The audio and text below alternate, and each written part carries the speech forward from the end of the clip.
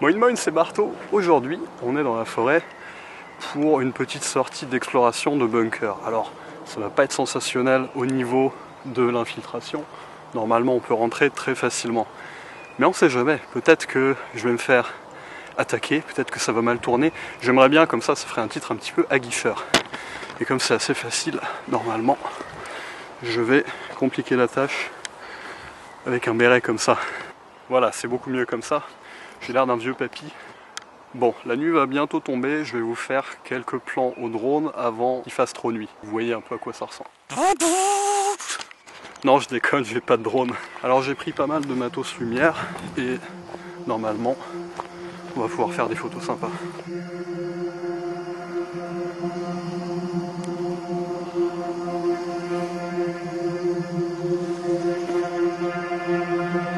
Et bon, on y va, c'est parti. Il va falloir descendre cette échelle.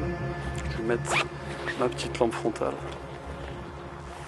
Et puis, normalement, personne ne devrait être dans le coin. J'avoue, ça fait quand même un peu bizarre de me dire que je vais rentrer là-dedans tout seul et que potentiellement je vais y passer peut-être une heure le temps de faire ma photo. Ça dépend de la complexité de l'éclairage et tout ça. Faites pas ça tout seul, emmenez des potes. Ah, les barreaux sont pas très larges quand même.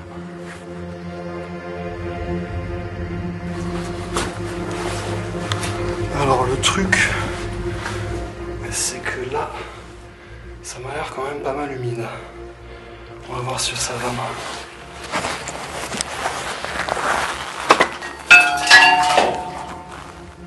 Ça a l'air profond. Ma vue actuellement.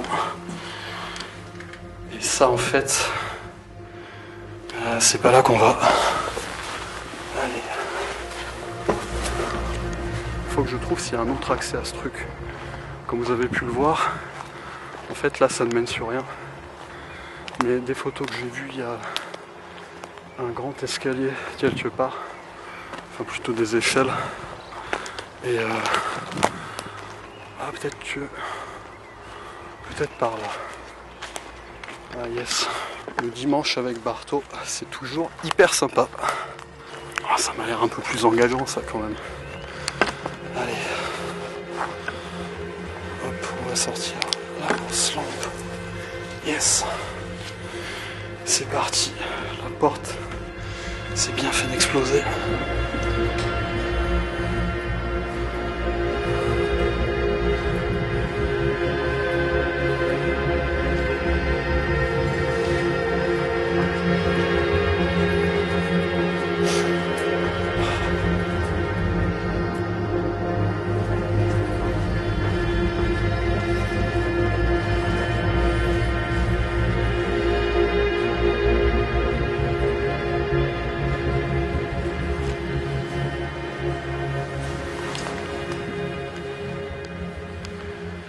Alors, on a une échelle juste ici.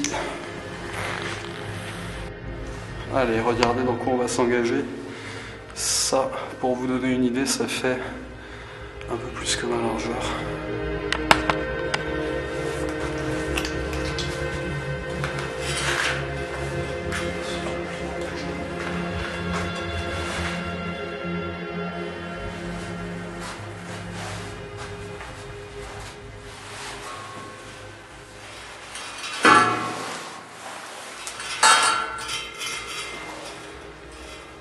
Alors je peux vous le dire, c'est grand, très très grand. Je vais entrer avec le matos. Par contre ça résonne, je sais pas s'il va rester hyper longtemps.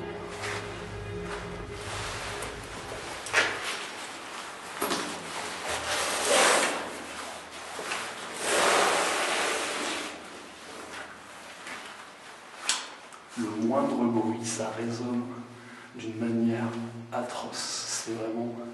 Là, j'ai juste frotté mon sac et ça fait un de ces échos. On se croirait un peu dans un espèce de film d'horreur. Ah.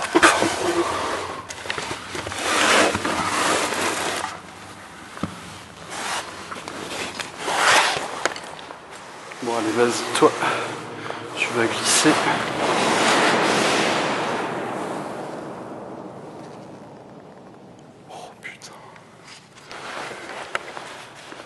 Ça c'est stable. Nickel.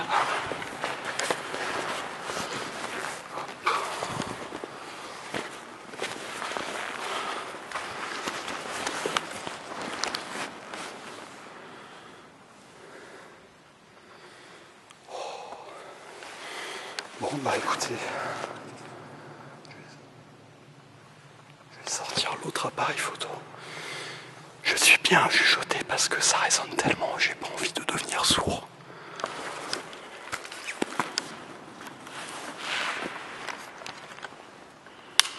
Ok, donc là clairement on a un appareil photo 4 flashs et des filtres de couleur.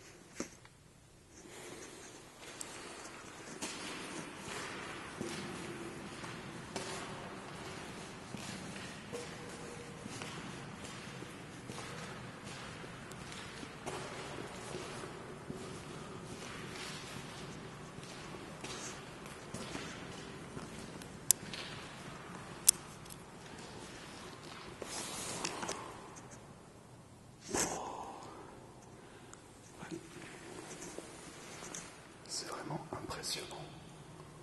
C'est pas trop comme sur les photos.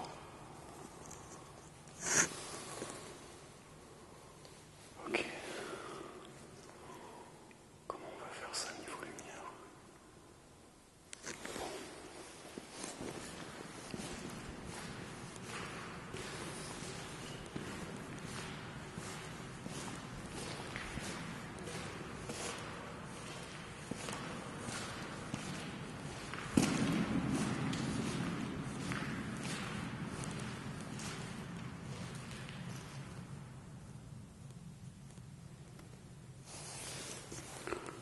En réalité, à chaque fois que je fais des pas, j'ai l'impression d'entendre des bruits qui viennent d'ailleurs.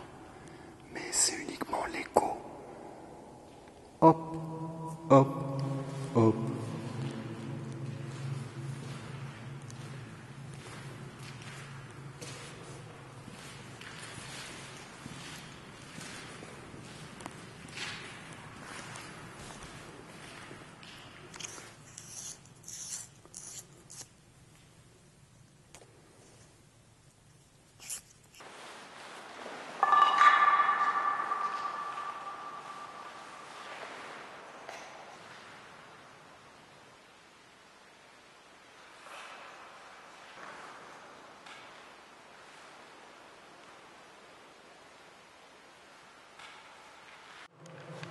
Alors ça fait je sais plus combien de temps que je suis là-dedans.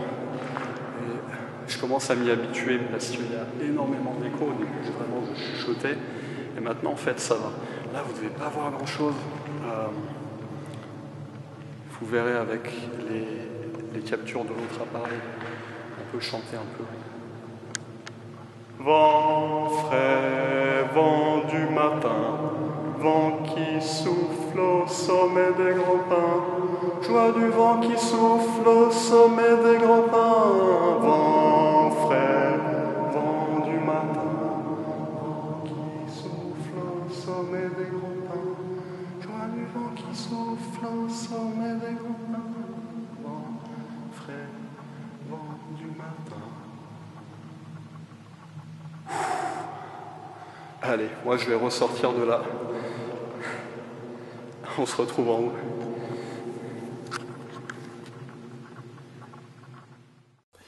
Effectivement, je vous retrouve en haut. Moin moin, rebonjour, c'est Barto confiné cette fois quelques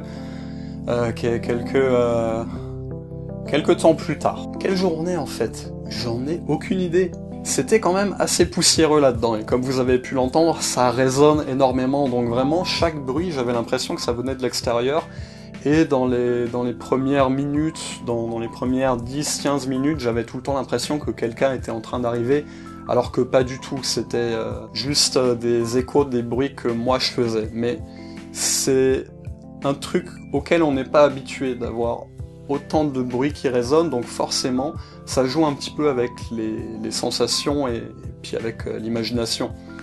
On avait donc affaire à un réservoir de fuel qui date de la guerre froide et qui est plutôt poussiéreux, et ça sent encore le fuel d'ailleurs. Alors je le répète encore une fois, si vous allez dans ce genre de lieu, apportez des amis avec vous. Vous êtes plus en sécurité si vous êtes 2 voire 3. N'y allez pas non plus à 15 parce que après ça fait trop de monde et les gens commencent à se séparer en groupe, j'imagine. S'il y a personne qui peut vous accompagner, au minimum, dites aux gens où est-ce que vous êtes, ce que vous faites et à quelle heure vous allez donner des news. Faites très attention. Donc je vous ai épargné tout le retour dans la forêt parce que c'était pas utile, il faisait sombre. L'appareil photo bouge pas mal comme j'ai tout le matériel sur le dos, donc l'éclairage, à boire, à manger, le trépied, l'appareil, etc. On voyait rien, donc je me suis dit que c'était mieux de vous retrouver directement au studio. Pour la petite anecdote, une fois que j'ai atteint la voiture et que je suis allé pour faire demi-tour, en mettant les phares, il y a un énorme sanglier qui est passé sur le chemin d'où je venais.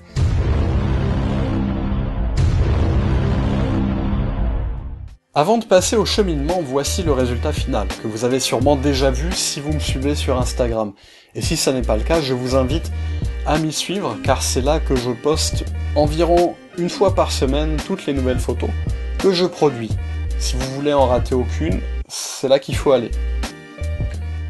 Le premier truc très important quand je shoot, c'est de choisir le cadrage. Et dans la mesure où j'ai un objectif qui zoome de 15 mm à 30 mm, je dois faire un petit peu un premier choix de la focale que je vais utiliser. Et ça dépend du lieu, vraiment, ça dépend de ce que je veux mettre en valeur. En l'occurrence, je commence assez souvent au grand angle, donc au 15 mm. Et là, comme vous pouvez le voir, j'ai fait un premier test de light painting pour voir un peu à quoi allait ressembler la structure, quel genre de profondeur on pourrait avoir. Je peux installer mes lumières. Donc j'ai commencé à mettre du bleu, j'ai fait ce choix parce que j'avais envie d'utiliser du bleu. Quand j'utilise une couleur, j'aime bien avoir un contraste d'une deuxième couleur pour faire vraiment pour faire une séparation et donner plus de profondeur. Et ce qui marche bien avec le bleu, c'est l'orange. Donc j'ai décidé de peut-être éclairer le fond en orange, mais c'était trop lointain, la structure autour prenait trop de place. J'ai essayé de me mettre à différents endroits un petit peu de la scène. Ça marchait pas trop. Et je me suis dit, je vais essayer du vert. J'ai fait un test de light painting avec du vert par terre. Ok, il y a un truc, ça va faire un petit peu comme s'il y avait une traînée toxique verte par terre. C'est déjà une piste que j'ai envie d'exploiter. On a ce problème du milieu qui est très vite quand même. Et là, j'ai dû prendre la décision de me rapprocher du fond pour avoir cette échelle un peu plus mise en valeur. Quelque chose d'un peu plus équilibré, plus structuré dans lequel j'allais pouvoir intégrer une présence humaine. En l'occurrence, moi, parce que j'étais tout seul. C'est pratique. Alors, je me retrouve à accrocher ma frontale en haut de l'échelle. Enfin, l'échelle allait plus haut que ça, mais à cet endroit-là, ça allait bien. Déjà, c'est pas trop mal parce qu'on a une lumière qui vient d'un deuxième point et ça met déjà du contraste. Parce que si j'ai ma lumière qui vient uniquement du côté de l'appareil photo et que je rajoute des lumières uniquement qui viennent de ce côté-là, ça va faire un effet trop coup de flash de dimension. Et c'est pas optimal pour ce que je fais, et j'aime bien avoir un deuxième point lumineux dans ce cas-là. Si la lumière vient d'un autre point que là où l'appareil est posé, là, c'est moins gênant d'en avoir qu'une seule, mais dans ce cas-là, j'aime bien faire ce contraste. Alors je me retrouve assez rapidement assis sur cette barre. Encore une fois, j'ai vraiment testé avant de mettre mon poids dessus, je me suis demandé est-ce que ça va tenir ? Et on le sent quand même, si un truc tient ou pas, faut le tester un peu. Et là, la frontale est un petit peu trop forte pour moi. Donc j'ai deux possibilités. Je peux réduire le temps d'exposition, mais c'est pas forcément ce que je vais faire, comme j'ai la deuxième lampe de poche dans ma main qui vient peindre aussi. Il me faut quelques secondes pour réussir à avoir cette quantité de lumière qui passe. Ou alors effectivement mettre un diffuseur dessus et l'éloigner un petit peu. Si j'éloigne la lumière, forcément elle sera moins forte sur ma tête. J'ai complètement changé, je me suis mis en mode portrait. ce qui permet d'avoir une structure plus impressionnante en hauteur. Pour le coup, j'ai utilisé que 2 flashs, il me semble, pour la photo finale, parce que ça suffisait. Il y avait donc un flash bleu de chaque côté, et le reste, c'est du light painting. Donc c'est-à-dire que j'ai 15 secondes de pause, j'ai mes 2 flashs qui sont en bas, et puis dans ma main, j'ai une lampe de poche qui vient peindre un petit peu comme ça, pour essayer de faire un truc qui est un petit peu plus organique. Et j'ai donc la frontale, qui est ma 4e source de lumière. Donc j'ai ce côté-là, tout le côté droit qui vient être éclairé par le flash, donc qui est figé. Mais tout le reste, il fallait que je reste immobile, sinon ça allait faire un flou de mouvement, ce que je voulais éviter. Alors à partir de là, oui, Photoshop, je suis allé enlever les traces de doigts qu'il y a tout au fond qu'on peut voir si on zoome sur le fichier original. J'ai pas pensé à les effacer, j'aurais pu les effacer à la main, directement sur place, mais j'y ai pas pensé. Ça a pris un petit peu de temps dans Photoshop pour avoir un résultat propre, mais j'ai plus aucune inscription qui est visible. J'ai littéralement un calque pour venir effacer tous les graffitis. Et en fait, ouais, il y a juste un autre calque qui vient rehausser de la luminosité sur le plafond qui est tout en haut. Sur Lightroom, à la fin, on a quelques outils de zone qui viennent rehausser la lumière sur des zones qui sont spécifiques. Du contraste, encore de la saturation, de la clarté, pour donner un truc qui pète un peu. J'aime bien les images bien saturées et je fais tout mon éclairage sur place pour cette série. Ça me permet directement de savoir où est-ce que je vais quand on arrive à la post-production. J'espère que ça vous aura intéressé de venir avec moi comme ça au milieu de la forêt, d'aller me faufiler dans ce réservoir poussiéreux. Si vous le faites pas encore, je vous invite à me suivre sur Instagram parce que c'est là que je poste mes nouvelles photos de manière régulière, environ 1 fois par semaine. Dans les trucs assez cool aussi, cette série a été présentée dans Insider. C'est un journaliste de New York qui m'a contacté pour faire un article là-dessus. Donc il y a eu une interview qui est parue au mois de mars, que vous pouvez retrouver en lien dans la description. Bon, on se retrouve quand j'aurai envie de faire une autre vidéo. C'est pas évident de dire quand, parce que je suis vraiment concentré sur la production de nouvelles photos, et je peux pas passer mon temps à faire des vidéos, parce que sinon les photos n'avancent pas, et j'ai quand même pas mal de projets au niveau photographique. Mais j'ai envie de vous faire profiter un peu plus de l'envers du décor, donc il faut que j'arrive à trouver un truc au milieu qui prenne pas trop de temps, mais qui soit quand même qualitatif. Enfin bref. C'est pas simple, et j'espère que vous comprenez. Si.